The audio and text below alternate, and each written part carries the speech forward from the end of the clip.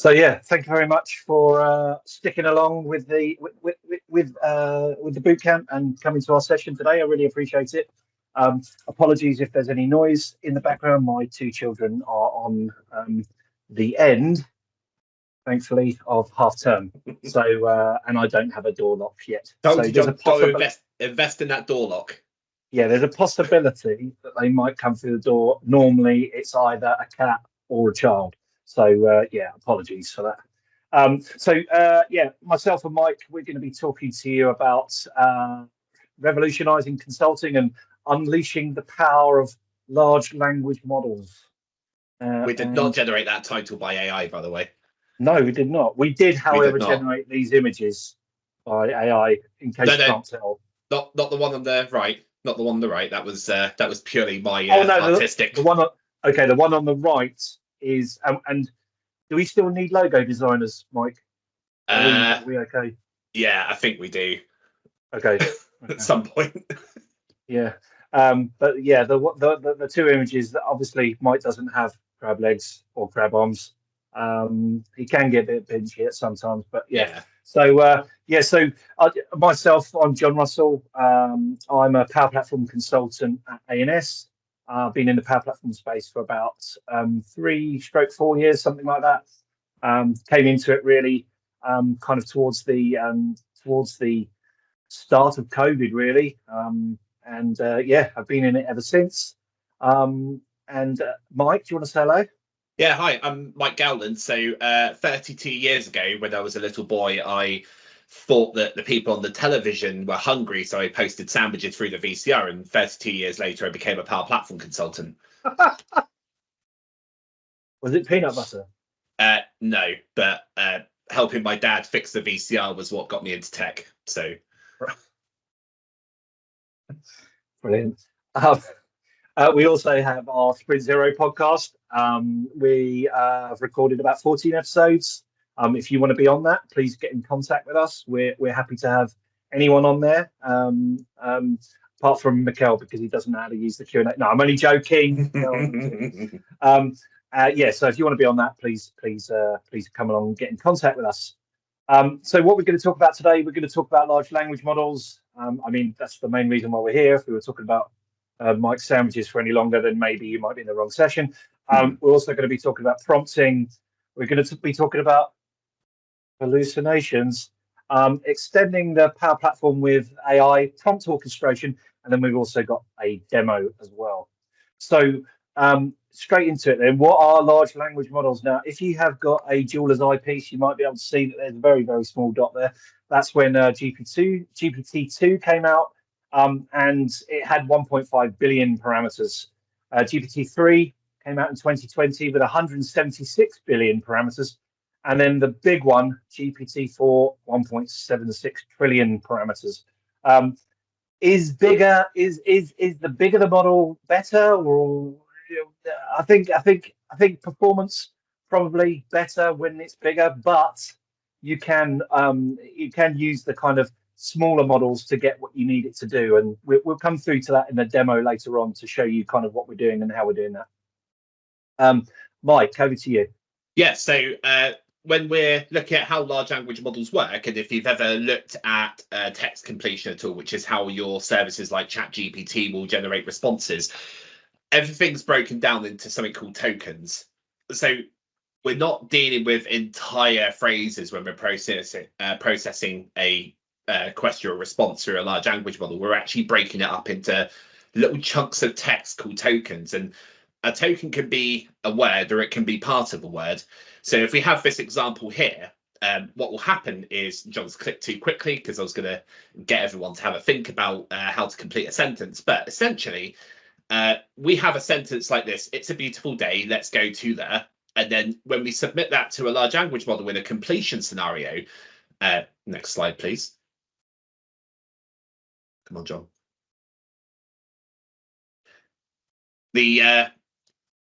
The tokens that will come back, we then get a probability next to those tokens. So what you can see there is that there's a few different possibilities that a large language model could respond with. we start with the letter B, we could have beach, we could even just have BE, and by having BE, we could then lead on to other words that could possibly complete that word, or different tokens, sorry, that could complete that word. And then as we go down that probability scale, we've got things like park, beach comes up again for some reason. There is a good reason for that, and it's to do with the fact that it's using a massive data model, and some of the predictions that it pulls out may not, sometimes they repeat themselves, and sometimes a particular model way, a token may be less frequent than another token. So that's really how it works. So it will use this pool of likely tokens and pull out different probabilities. So there's going to be a high probability and a medium probability and low probability token to complete the sentence with. And then there's a few parameters that we can use to actually determine how the large language model is going to process that. And if I was more prepared, I would have kept the web page open that I was using to do the demonstration. So just while you do that, Mike, why do you think pub isn't there? I mean, it is a Friday. Well, you know what? I think it's I don't think it likes going to the pub as much as we would probably hope it would, because I could certainly do with a friend to go to the pub with. So I'm just going to share my screen now, and I'm just going to show you how text completion works. So I am going to horrifically type the sentence that we had on our demo.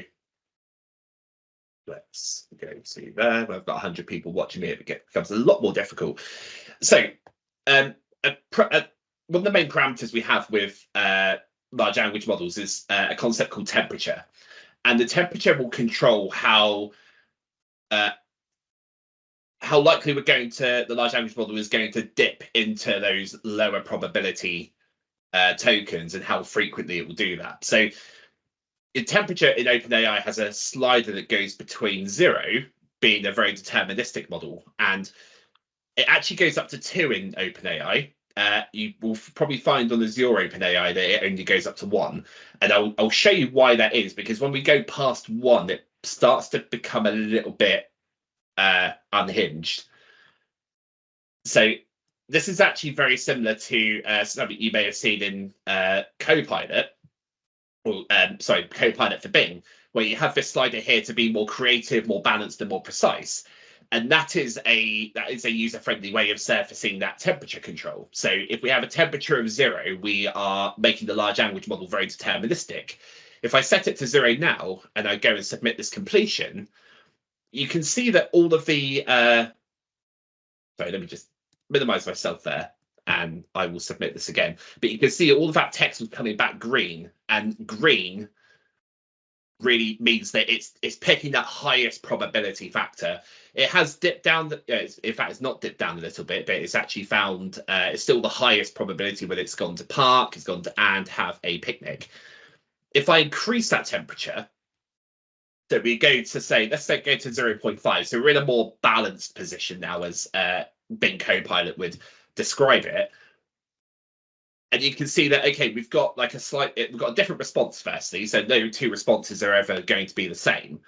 But we can see now that we're actually starting to pick up lower probabilities, and we're doing that not like very frequently, but we're doing it more frequently than when we were very deterministic. If I take that away again, and we're now going to increase the temperature up to 1. And you can see again, we've got a completely different response. And this response is actually it's been more, it's got a bit more liberty with taking some of the lower priority tokens. So like park here was at 0.82, which is right at the bottom of that spectrum. It's gone and taken that and used it to complete the sentence. So what it allows us to do is actually control how creative the responses coming back are. If I take this away again, and I'm actually going to now increase the temperature up to, let's go up to 2, or actually no, 1.5. I'm not responsible. It's a bit scary, mate. It's a bit scary. It is a bit scary. I'm not responsible for what this is going to come back with. I have absolutely no idea, and I have no control over it. But if I submit that, we can see that it actually came up with something fairly comprehensible. Normally it doesn't. Let's increase that to 2. Yeah, 2, mate. Let's see. Yeah. Yeah, and now it's talking about blowing flowers, recognizing zeros, cheating restaurants, love off, and Continue swiftly. Yeah, let's. And Mike, as I popped in the chat, anyone who knows Chris Huntingford, this is kind of like talking to Chris Huntingford about 9-10 o'clock at night on a Friday. That's the best way to kind of equate it to, really. Yeah, there's some other parameters that we have with the large language model as well, which I'll just touch on quickly. So top P is another way of controlling temperature. And top P is actually more preferable if you want to increase the creativity of the response coming back from the large language model. It's another method of controlling that temperature. However, it's recommended that you just use temperature or top P, which is nucleus, rather than using both at the same time, because that can really make the responses quite unpredictable.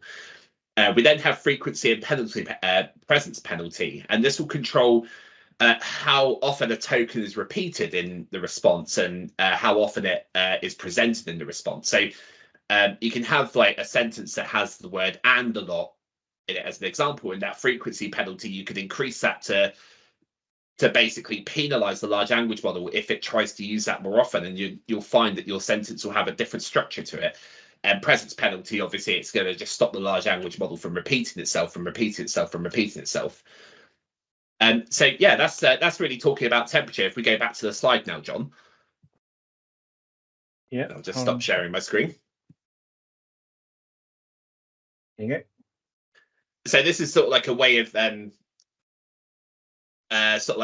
I guess visualizing what it's doing. So we have low temperature, high probability, and then as we go down that pool of tokens, it will in the case of temperature, it will go down and pull off things like pub if you've got your temperature set higher. So John, in answer to your question, if we control the temperature of the large language model, we could get it to suggest to go to the pub and get some buy-in from everyone else. Mm-hmm. That's the important part, right? Buy-in from everyone else. Oh yeah. Yeah. Okay. So thank you very much, Mike. Yeah. So onto prompting then.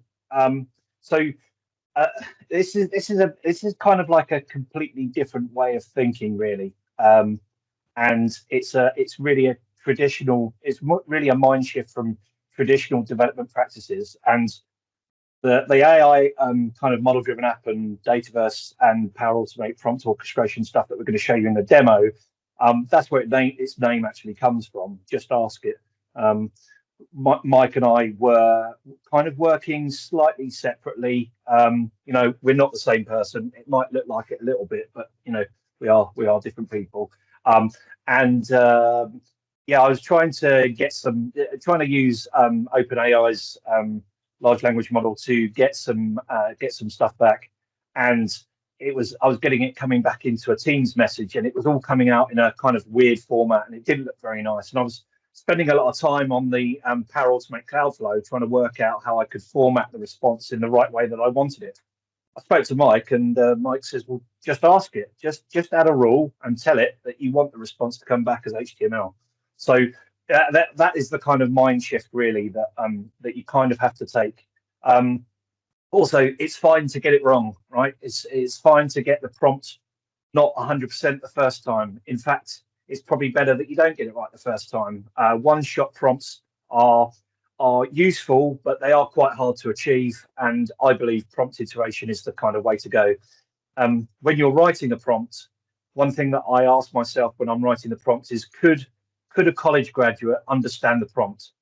Am I providing enough information, enough context, enough purpose, and a rule set that means that if I was having a conversation with a college graduate, could they understand the request and could they provide some kind of response with the information that they've got available? If they have, amazing, nice one, off we go. If they can't, or if you don't think that they can, then we iterate on that prompt and we carry on, and the cycle repeats itself. For those of you who might not be into wrestling or were around in the 90s, I'm starting to realise that a lot of the people that I know were, quite young in the 90s. There was a wrestler called Triple H. Do you remember him, Mike? No. Brilliant. I wasn't that into wrestling, though. I remember Hulk Hogan. I remember The Undertaker. Okay, yeah, this was after that. Yeah. So Yeah, this is my mind kind of trying to be clever, and it's obviously failing. But yeah, the three It works rules with me. are brilliant. Works with me. Thank you very much. I love Triple H. Oh, thanks for coming. Cheers. Yeah. I'm going to get your address later, and I'll send you a Christmas card with him on the front. Yeah. So basically, the three main rules that we put into our any kind of question we ask the large language model is, don't provide any harmful responses, always tell the truth, and always be helpful. And yeah, helpful, harmless, honest, which is how we got to Triple H. Yeah. Other dad jokes are available. So yeah, large language models can hallucinate. As you saw with our temperature demo there, they can either just go completely off the scale and just start producing garbage, or they can do something that I like to call being confidently wrong. So have you ever asked a large language model for the answer to something? Maybe you've got it to write some code for you, and it's given you the code and told you that it will work. You've gone to use that code and realized, actually, no, it doesn't. It doesn't do what you asked it to do. Or it's got something completely wrong, so it may have got some syntax incorrect. Large language models are very good at being confidently wrong, and it's so important to check your responses. I can't stress that enough. And you can see here on the screenshot that's popped up that there was a case in the States where a lawyer tried to use ChatGPT to write a motion, and it was made up case law. And yeah, that it got picked up by the judge, and it was a very, very embarrassing for the lawyer situation. And I think this also, we could probably also talk a little bit about guardrails as well, John, can't we? So yeah. When you are prompting, actually, you do need to, when you start looking at things like system prompting, where you're setting up your large language model, you also need to put in guardrails so that it doesn't go off on a tangent. There's quite a well-documented case of DPD recently with their chatbot, where people were able to circumvent any sort of guardrails that were put in place and get the chatbot to say things that your business wouldn't want it to say to customers, and that got a lot of traction and attention in the media. Test. I think it's more than just test. I think now, if you're relying on a large language model for customer interactions, I mean, it's a bold move, but yeah, there needs to be some serious testing. Yeah. So Power Platform is uniquely placed, really, to be able to extend with AI, which you'll see in a moment. But there are other things out there. Myself and Mike, I don't know if we mentioned it at the start of this, but we do a podcast, and we use Riverside FM to record those podcasts, and that has got a one-button function which basically gets the video and transcribes it for us. It can also summarize exactly what we've been talking about. You might also have seen parameterized prompts in Microsoft Designer. So recently at ANS, we have this group called the Squirrel Club, which is for people with neurodiversities. And we use this prompt on the left-hand side to create loads of different squirrels with different colored hoodies in a certain style with a certain background. And yeah, spam's LinkedIn. So sorry about that, especially if you're allergic to squirrels. And then we also did there's also the ability, you can have a chat with AI, so interactive chatbot, a bit like Diana's session earlier on with Copilot Studio, but also you've obviously got that with ChatGPT as well. And now we will head over to the demo. So just give me one sec. Has anyone got any questions before we head over? I have a comment to make about the extensibility options. There is that you're not limited to one single type of extensibility. So where you saw that we have got things like one button request, where you've really got your data there and you're pressing a button to have a prompt that's preemptively doing something for you, or whether you have a parameterized prompt where you're letting the user put some input into this prompt, but you are guardrailing it around a well-known prompt that you've written. you can mix and match this into your own AI extensibility. So it doesn't have to just be one option. You can do more than one. And that just going back to the one button example, I've seen a really good example of if you've got an e-commerce site and you want to generate descriptions to your products, but actually you've got the product image, you've got the product name, and you've got some tags as to what category it lies under. So whether it's like Halloween costumes, you've got tags that say it's adult, it's pumpkin themed, and you can use all that data, just feed it into a prompt. It's a one button prompt, but you're also like you're taking some input from the user as well. They're just setting up the product, but then they can have that. The data that they enter at that time can then be fed into provide that description back. So yeah, you're definitely not limited to one option there. You can use more than one as part of that. Nice. So over to the demo then. So obviously we're trusting the demo gods to be kind to us. So this is just Ask It. Like I said before, it started off as a kind of just really a one Power Automate Cloudflow, where it got triggered by a message in Microsoft Teams. But it's now evolved into a model-driven app with Dataverse backend and prompt orchestration, which Mike will show you in a moment. But on the left-hand side, we've got all of our different areas. We've got requests where we can actually send a prompt off. We've got prompts where we can create prompts and rules, etc. That's where the helpful, harmless, and honest rules are, along with other things. But if we head over to the requests, and if we click on new, we can then stick in, well, not a YouTube link. That's not going to work. But well, it might do. But we're going to stick in this one. So this is a solution to help manage attendees. I should really put an answer Q&A question, but I think I've taken the mick out of it a bit too much on that, so I'll probably leave it alone. A solution to help manage attendees coming to the Global Power Platform Bootcamp. Registration, sessions, speakers, all of the things need to be covered, and it's online. Then we have a prompt that we're going to pass it through, and I'm going to click Submit Request, and then my glamorous co-partner Crab in Crime is going to share his screen. Am I? If he can get his pincers working. Yeah, I think so. And he can show you the flow and what's going on there while I wait for the magic to happen. Yeah, of course. So if you just bear with me, I'll just get a particular screen up that I would like to show to help demonstrate this. So I will just bring that up now. So when John made his request, he selected a particular prompt, and it's this prompt here: generate baseline solution for business. Now, the way this works and the way we're doing the orchestration is that we have this orchestration. Well, if you think about when you interact with a chatbot, you ask a question, it gives you a response. You ask a question again, it gives you another response.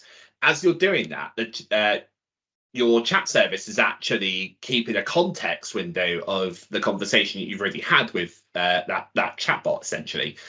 So what we're doing with prompt orchestration is essentially automating the chat process. We can't get everything that we want for our solution. So in this case, we want to do quite a few things. We want to build an ERD. We want to get some domain-specific information for a particular industry. We want to create an ERD diagram with Mermaid. We want to generate some user stories, everything like that. We can't do that in a single prompt. So the idea is that we actually build up multiple prompts. And what our flow will do, if I just go to the orchestrator flow, and I'll show you this run that happened earlier on. Thank you, John, for posting that in. We actually have we're making this request, so this is the request that John put has come in, and this is what's triggering our flow. And then we're going to get that parent prompt to get all of the child prompts out there. What we're going to do is do an apply to each, but we're going to run these prompts one at a time. And as we run the prompts, we're going to capture the response. And if we need to, so if we hit things like token limits with a large language model, we're going to actually use another large language model to do some summarization. And by doing that summarization, we can get around the limitations of context windows for smaller large language models. So in this apply to each here, we actually have a call that, if there is a conversation, this is obviously the first part of the conversation. We can actually start to try and condense that conversation down. So we just pull out the values that we need from whether it's a system or user prompt. we then do things like each of these child prompts here. If I open one up as an example, we've got it configured with that context and that purpose, and we can actually select the particular model from OpenAI that we want to use. We could use a generic model, so we could just say just use GPT-4 and it will use the latest iteration of GPT, or we can say we specifically want to use GPT 3.5 Turbo 0631 if we want to, and we may find that by specifying that model, provided it's not gone out of support, it can give us the specific results that we need. We also do things like in the purpose, we give examples of what we don't want it to do and examples of what we do want it to do. So in this case, we've got this, we've asked it to generate a table for the ERD. And we're actually giving it examples of what is good and what's not good, right? We've got like prompt type as well. So when we're looking to expand this in the future, we could have go beyond just talking to a large language model. We could like a bit like with Copilot and doing actions, we could have it go search news articles for a particular business, and that can help to summarize your sort of like kickoff consultancy with a customer if you understand some of their business pain points from what's been in the news lately. It's actually a request that came through from Mark Smith on our GitHub page, which we'll have a link to later on. And by doing that and setting all those parameters that I mentioned before, like the temperature, the frequency, and the presence penalty, we can basically craft each prompt automatically as it goes through. So if I were to have a look at this one now, if we go to where we mentioned make the prompt request, we get that first response there. So it's talking about effectively managing attendees to the Global Power Platform Bootcamp. And then we can go through and we'll see if we go to the next one here, we've got the conversations just being condensed down. And then we go through and make the request again. And this time we are, I believe we're doing the ERD at this point. And you can see that data's going through, and then we'll get that response back. And we're just adding it to an array and going again and again. And it also just capturing the token cost as well. So each model will have its cost per 1,000 tokens associated. So at the end, and I'm assuming I've talked long enough, John, that it's now completed and we've got something to show, we can actually present the cost of what this request essentially cost you in OpenAI credits. Yeah, sure. Let's have a look. Oh, sorry, I didn't mean that. I don't know why that Word document's up there. Yes, here we are. So as if by magic, via an LLM, we've asked that request, and we put it through that prompt request, prompt parent prompt. Parent prompt. That's the word I'm looking for, with the child prompts in it. It's cost us 35p, which I think in euros might be 35 cents. Sorry, I had to work that one out. And you can see that it's come back with the domain-specific information. So it's talking about all these different types of things that we can do, maybe some ideas: registration management, session management, virtual event platform, reporting and analytics. Then it's telling us about the Dataverse tables that we're probably going to need, the relationships, an entity relationship diagram, some user stories that are kind of starter for 10, user journeys, and user journey. Finally, or user journey. In this case, it's given us a couple, which is nice of it. But you can see that, say you're on a pre-sales call, or you're on a call with a client, and they're wanting to ask you, what can Dataverse do for me? Give me an example to do with my domain, and you might not know that domain, right? So give you other examples, like, I don't know, water utility company, an airplane parts manufacturer. Like, yes, I know these companies exist. Do I know what they're really doing? Do I understand the domain specific information? Probably not. So in here, I can do this. It costs me that amount of money. This would probably take maybe 4 to 6 hours of a consultant's time, probably, to research the industry, try and find something that's specific, domain specific, that they're struggling with, building out the ERD, building out the user journeys, thinking about user stories. I mean, it's probably more like a day and a half, if I'm honest. And this costs, in this case, Mike 35p, because it's his OpenAI credits. Yeah. Yeah, so that is that. And let me just pop back to the slide deck and over to Mike. Yes, I mean, this is just a visualization that I was supposed to show as part of my demonstration about prompt orchestration. So on the left there, you can see how we're doing those single like prompt response, but actually the orchestration is essentially automating that process for us with predetermined prompts. That's with the idea of that is going to take the context of the conversation and continue that moving forward.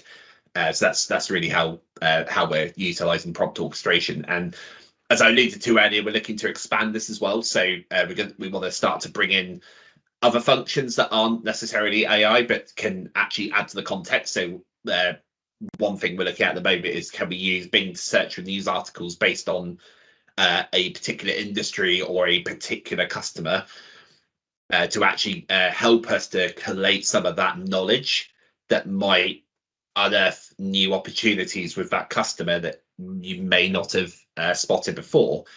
And actually, after the last session, where we're talking about, I've completely lost the wording now. But John, do you remember what I messaged you to say? Well, that sounds like a great idea for Just Ask It. You're on mute. You're on mute. You're on mute. The dynamic chaining part. Dynamic chaining, yes. Yeah, so we've that's given us a few ideas of how we could expand this further as well. So yeah, that is Just Ask It. Nice. There's no link to the GitHub, John, is there? Yeah, sure. Let me just stop sharing. But if you've got any questions or you want to rate our session 5 out of 5, I mean, there are other numbers, but 5 out of 5 is fine. We like round numbers. We like things being rounded to the nearest 5. And normally odd, right? So yeah, don't worry about anything else less than 5. It's fine. It's a lot quicker as well. I notice my finger usually goes straight to 5. That's probably enough about 5. Yes, but rate their session. But this was brilliant, and I have seen, John, I have seen you talking about what you have just presented. You have already used in your when you are talking with your customers. Am I correct? Yeah. Yes. Yeah. So it is getting there. Yeah, but there's a lot of interest, especially in the pre-sales community. Yes. Yeah. We actually ran a hackathon recently for a customer of ours, and me and John used Just Ask It as team leads to help to generate our solutions as well, didn't we? And well, actually, we did it the other way around, because the hacking participants came to us with their ideas. We then sat for probably like about 3/4 of a day going through on pen and paper, all of the kind of stuff, the personas, the business value, the return on investment, Dataverse tables, all of this kind of stuff. And then after we'd finished, the next day, I put in the exact use case as the response, as the question, and it came back with exactly what we've done. I mean, it was pretty much word for word what we'd done, which was crazy. And Mike's use case was pretty complicated. Can't go into a lot of detail, but it was pretty complicated, and it was pretty much there. You just can't tell that to the hacking participants when they spent 3/4 of a day writing everything on post-it notes, and then you say, "Well, look at this AI solution," and it does it in like 2 minutes. So yeah. But that I just want to strongly say that everything is caveated with, you must be checking the responses. That's really, really important. We've been asked a couple of times about whether or not this could kind of orchestrate like environment creation and then the Dataverse tables inside a solution and all of that kind of thing. And I think my gut feeling is telling me that that's probably one step a little too far. Maybe fine for like a POC, but I wouldn't really suggest this is a tool that you use to extend to build out your Dataverse solution as a consultant. You want a human in the loop, don't you, John? Human in the loop, yeah, exactly, yes. Yeah, it looks like you are very close to materialize it in a kind of a business on the business level. Yeah. Great. And just one more thing to say, that something that we've been thinking about as well. So we use a tool called Lucid for Sprint Zero. So when we have initial client engagements, and obviously that's a conversation between the consultant and the client, and that's normally in Teams. The transcript is usually recorded, and it would be amazing if we could get to the point where a conversation becomes the Sprint Zero board. So there's no assumptions being made.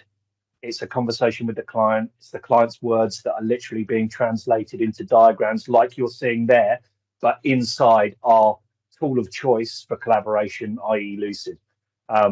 They just recently updated their API endpoints to allow you to create Lucid boards from JSON. So I think that's going to be possible. And then you really, it's really just a human-to-human conversation augmented with AI to get you in a place where you can start implementation, because Sprint Zero is pretty much completed. Great. Yes, I have just open mics for everyone, and also cameras. So feel free to unmute yourself. And if you have any questions for Mike and John, just speak. I'll have a look in the Q&A account. Sorry, I had to get that in one more time. No, there's nothing in there. I'm joking. No, there's nothing new. But good. Yeah, good that you remind. Yes. But I just want to say from me and John as well, thank you so much for having us today. Yeah. Thank you very much. Yeah, it was brilliant to have you, and it was also a great session. I wanted to have it here on our community, little community, because not everyone is following the UK community, which is very vibrant as well, and we can learn from each other a lot. Yeah, 100%. Yes, for sure. Yeah. Today, for example, because you are not Polish language guys, you didn't have a chance to see the session about how to build kind of how to build some kind of a workflows based on the just definitions stored in the SharePoint list from Power Automate without an extra cost. So you can easily deploy the solution to a customer who doesn't know the Power Platform at all, and they can build their kind of a cascade approvals based on just the definitions. And this was a brilliant session. And we are going to publish it on the community in English. So probably you will learn something about it. Yeah, nice. Look forward to it.